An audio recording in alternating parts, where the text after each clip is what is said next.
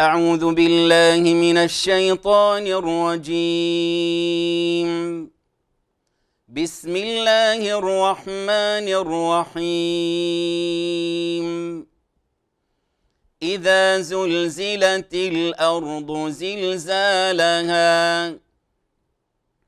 وأخرجت الأرض أثقالها وأخرجت الأرض أثقالها وقال الإنسان ما لها يومئذ تحدث أخبارها بأن ربك أوحى لها يومئذ يصدر الناس أشتاتا ليروا أعمالهم فمن يعمل مثقال ذرة خيرا يره ومن يعمل مثقال ذرة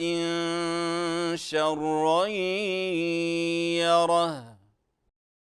قد أنزل ربي القرآن نورا للناس وتبيانا نحيا بهداه وشرعته